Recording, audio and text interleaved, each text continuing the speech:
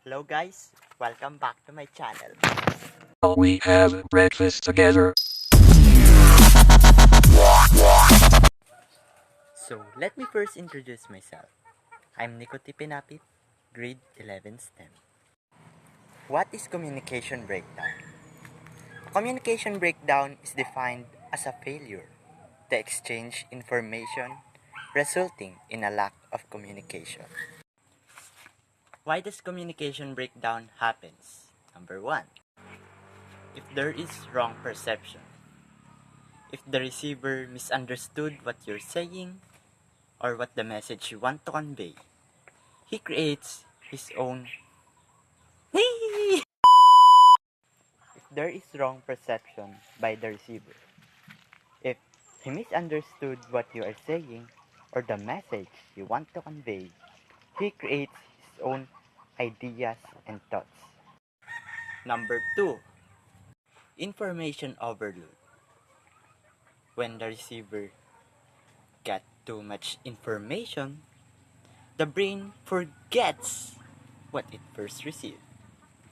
What is communication barrier? A communication barrier is anything that prevents us from hearing, listening, or understanding the message other people conveys their ideas or thoughts. The following are three communication. Hi! The following are three common barriers in effective communication. Number 1 is communication styles. When they differ, everyone has their own communication styles. Some are direct, while some are indirect. Some people use detailed data, while others rely on generalities. So when this happens, you might find difficulty in communication. Number 2, conflicts may happen in a variety of reasons and may cause a barrier in effective communication. And when it grows, people begin to take sides opposing to each other, which further impedes the communication barrier. And last but not the least is inability to listen. Active listening is an important aspect of effective communication. Can you understand what your teacher is saying when you're not even listening to him or her? How can we prevent communication breakdown? Here are 5 examples. Number 1 is use common language for communication.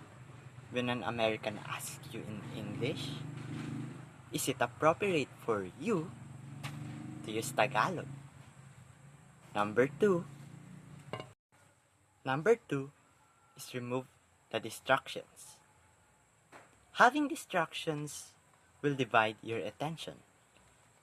When your teacher is talking while you playing games, can you understand what your teacher is saying? Not even a small part of it can be understood. Number 3 is do not burden each other with excessive information or data. Having too much information in a short amount of time will only cause your brain to forget what it first received and not understand the whole situation.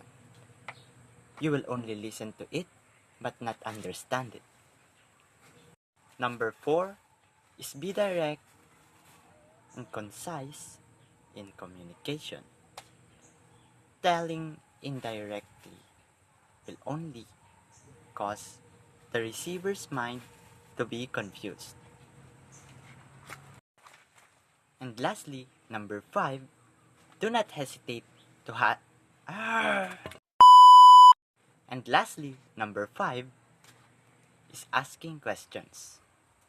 Asking questions, no matter how trivial, will eliminate doubts and misconceptions in the receiver in a quick manner and effective one.